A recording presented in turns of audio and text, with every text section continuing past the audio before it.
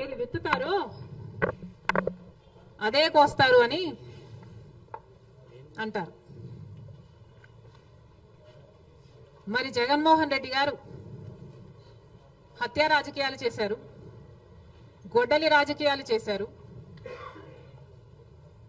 హత్య చేయించిన వాళ్ళతో భుజాలు రాసుకొని తిరిగారు, సొంత చెల్లెళ్ళకే వెన్నుపోటు పొడిచారు, 5 కోట్ల మంది ఆంధ్ర రాష్ట్ర ప్రజలకు బీజేపీ పార్టీకి ప్రత్యేక హోదాను తాకట్టు పెట్టారు. ఈరోజు జగన్మోహన్ రెడ్డి గారు ఢిల్లీలో ధర్నా చేస్తారా? ప్రత్యేక హోదా కోసం ఎందుకు చేయలేదండి ధర్నాలు? 5 సంవత్సరాల మీద అధికారంలో ఉన్నారు కదా, మరి ఢిల్లీలో మీరు ప్రత్యేక హోదా కోసం ఎన్నిసార్లు ధర్నాలు చేశారు? ప్రత్యేక హోదా అసలు ఊసే లేకుండా చేశారు కదా.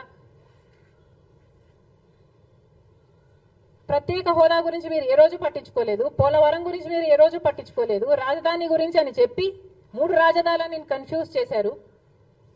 ఆఖరికి కడప స్టీల్ ఫ్యాక్టరీని కూడా మీరు పట్టించుకోలేదు. విశాఖ స్టీలు మన రాష్ట్రానికే తలమానికం అయినా అమ్మేస్తామన్నా కూడా పట్టించుకోలేదు.